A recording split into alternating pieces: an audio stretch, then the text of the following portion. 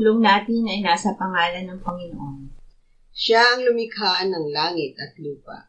Ating ipahayag ang ating mga kasalanan sa Diyos.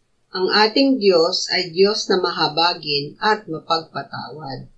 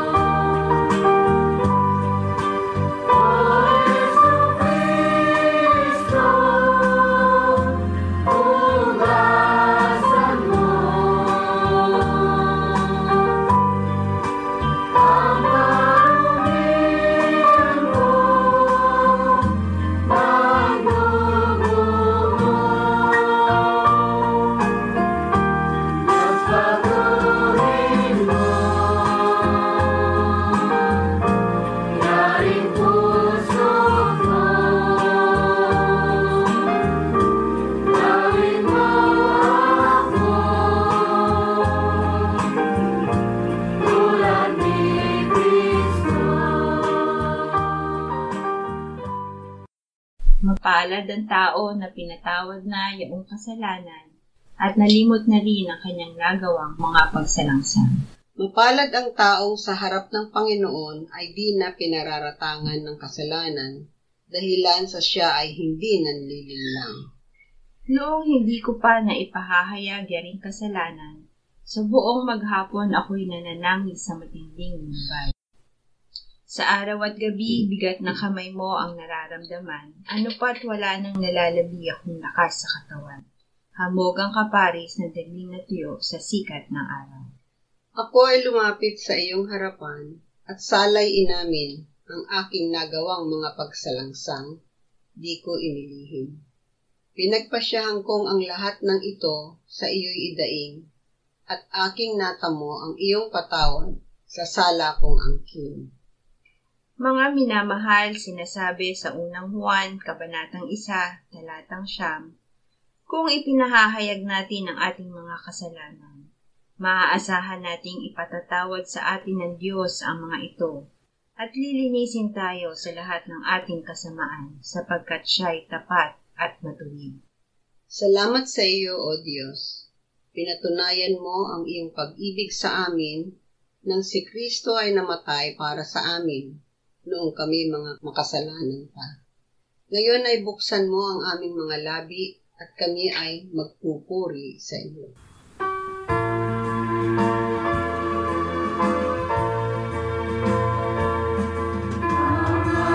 Salamat po sa iyong pangako na iyong tinupad sa tagang panahon.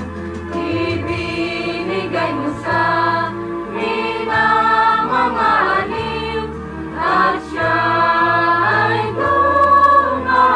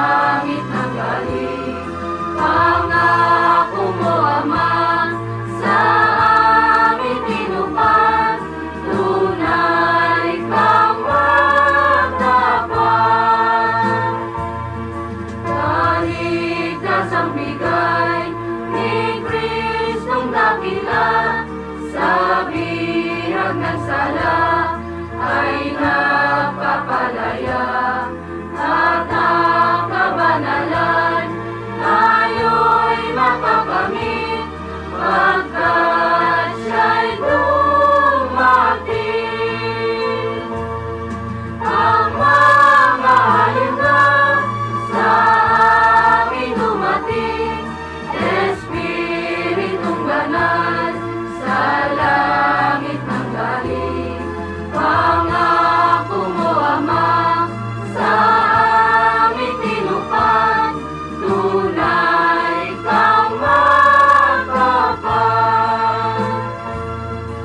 Laging sasambitin pag-ibig na banal sa bawat kaluluwa, sa salay na ligaw, tuwa'y labis-labis, pagkat mga aliw sa amin dumating. Ang mga aliw na sa amin dumating, Espiritong Banal sa langit ng galing. Pangako mo, Ama, sa amin tinupad, tunay kang matapat.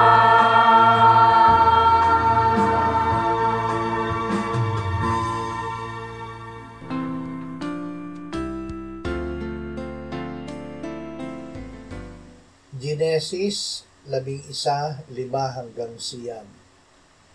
Bumaba ang Panginoon upang tingnan ang lungsod at ang tore na itinayo ng mga anak ng mga tao. At sinabi ng Panginoon, tingnan ninyo, sila'y iisang bayan at may isang wika, at ito ay pasimula pa lamang ng kanilang gagawin. At ngayon, walang makakapigil sa anumang kanilang binabalak gawin. Halikayo, tayo'y bumaba at ating guluhin ang kanilang wika upang hindi nila maunawaan ang pananalita ng bawat isa. Kaya't ikinalat sila ng Panginoon mula sa ibabaw ng buong lupa at huminto sila sa pagtatayo ng lungsod. Kaya't ang ipinangalan dito ay Babel, sapagkat doon ay ginulo ng Panginoon ang wika ng buong lupa, at mula roon ay ikinalat sila ng Panginoon sa ibabaw ng buong lupa, upang putulin ang sabwatan. Bakit nagsasabuatan ang mga bansa at sa walang kabuluhan ang mga bayan ay nagpaplano? Inihanda ng mga hari sa lupa ang kanilang sarili, at ang mga pinuno ay nagsisangguni laban sa Panginoon at sa kanyang binuhusan ng langis, na nagsasabi, ang kanilang panggapos ay ating lagutin at itapon ang kanilang mga panali mula sa atin. Siya na nakaupo sa kalangitan ay tumatawa, at ang Panginoon ay kumukutya sa kanila. Kung magkagayoy magsasalita siya sa kanila sa kanyang puot, at tatakutin sila sa kanyang matinding galit na nagsasabi, gayon may inilagay ko ang aking hari sa Siyon sa aking banal na burol. Aking sasabihin ang tungkol sa utos ng Panginoon. Sinabi niya sa akin, ikaw ay aking anak, sa araw na ito kita ay ipinanganak. Humingi ka sa akin at ang mga bansa ay gagawin kong mana mo, at ang mga dulo ng lupa ay magiging iyo. Sila'y iyong babaliin ng pamalong bakal at dudurugin mo sila gaya ng mga banga. Awit 143, 9-12. Iligtas mo ako sa aking mga kaaway, O Panginoon. Tumakas ako patungo sa iyo upang manganlong. Turuan mo akong gawin ang iyong kalooban, sapagkat ang aking Diyos ay ikaw. Akayin nawa ako ng iyong mabuting espiritu sa landas na pantay. Alang-alang sa iyong pangalan, O Panginoon, muli akong buhayin.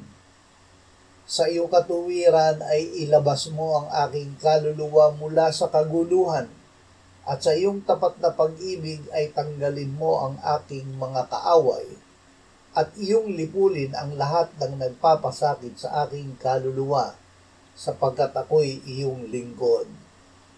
Hingin ang Espiritu Santo. Ang mananampalataya ay hindi lamang pinatawad at iniligtas ng Diyos. Nang siya ay manalig at kanyang tanggapin si Jesus, ibinigay sa kanya ng Diyos ang Espiritu Santo. Sa pamamagitan ng Espiritu Santo ay ibinuhos ng Diyos ang kanyang pag-ibig sa ating puso.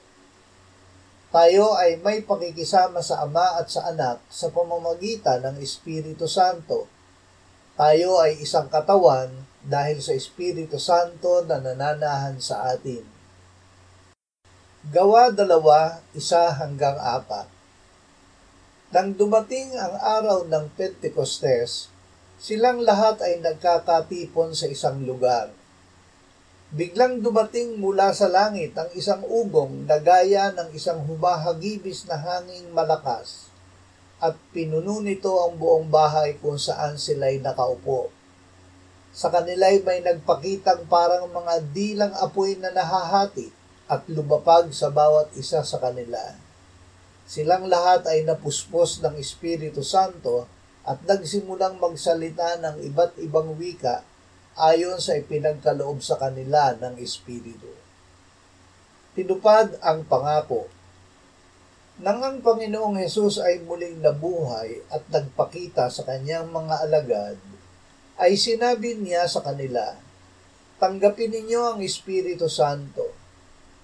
Ilang araw bago siya umakyat sa langit ay sinabi niya sa kanila, "Hindi na aabuti ng maraming araw mula ngayon na kayo'y babautismuhan sa Espiritu Santo. Tatanggap kayo ng kapangyarihan pagbabasa inyo ng Espiritu Santo, at kayo'y magiging mga saksi ko sa Jerusalem, sa buong Judea at Samaria, at hanggang sa kaduluduluhang bahagi ng lupa. Ipapadala ko sa inyo ang pangako ng aking Ama, subalit manatili kayo sa lungsod hanggang sa mabihisan kayo ng kapangyarihang galing sa itaas."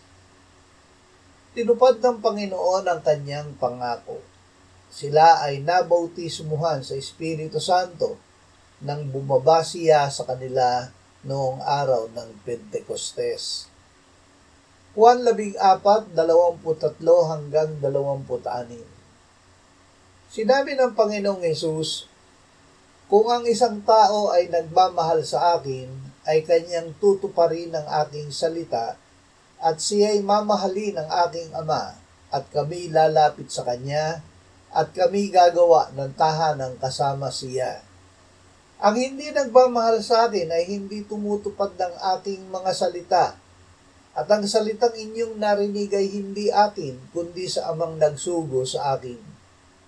Ang mga bagay na ito'y sinabi ko sa inyo, samantalang ako'y nananatiling kasama pa ninyo.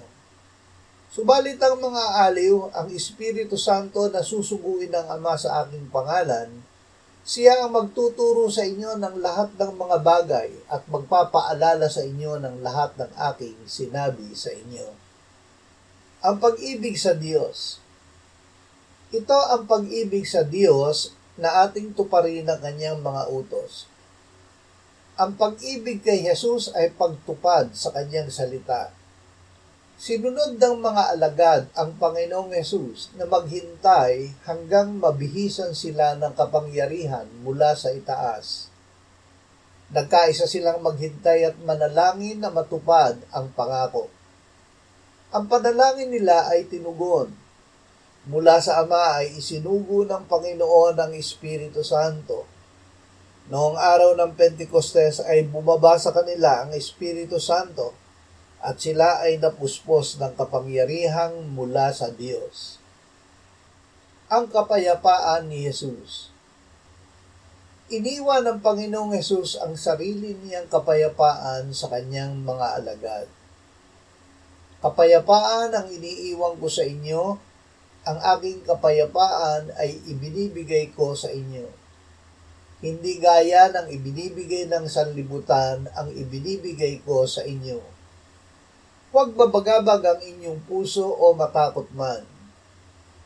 Nang siya ay muling nabuhay, ay sinabi niya sa kanyang mga alagad, kapayapaan ang sumainyo. Kung paanong sinugo ako ng Ama, ay sinusugo ko rin naman kayo. Tanggapin ninyo ang Espiritu Santo. Kung inyong patawarin ang mga kasalanan ng sinuman, ang mga iyon ay ipinatatawad sa kanila. Sino mang hindi ninyo patawarin ng mga kasalanan, iyon ay hindi ipinatatawad.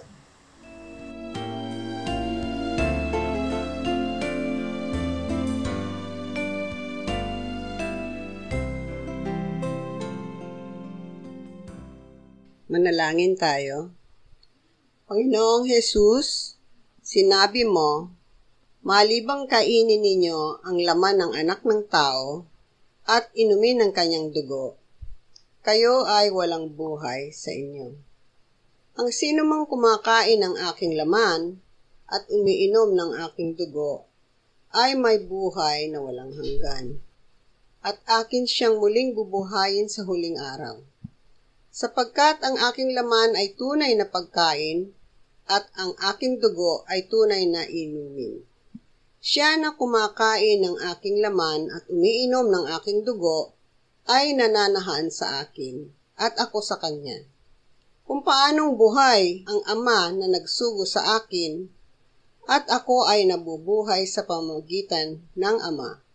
Gayon din siya na kumakain sa akin, siya man ay mabubuhay sa pamamagitan ko. Panginoong Jesus, aming tagapagligtas, tinatanggap ka namin sa oras na ito bilang aming tinapay ng buhay. Tinatanggap namin ang iyong katawan na ipinako sa krus, namatay, inilibing, binuhay na muli at iniakyat ng Ama sa kanyang kanan sa langit bilang aming tunay na pagkain. Tinatanggap namin ang iyong dugo na nabuhos sa ikapagpapatawad ng aming kasalanan bilang aming tunay na inumin. Manahan ka at mabuhay ka sa amin upang kami ay mamuhay sa pamamagitan mo kung paanong ikaw ay namuhay sa pamamagitan ng Ama. Salamat Ama, salamat dahil kay Kristo. Kami ngayon ay nakapamumuhay kasama mo kaisa ng Espiritu Santo. Sa iyo ang lahat ng kaluwalhatian ngayon at magpakailanman. Amen.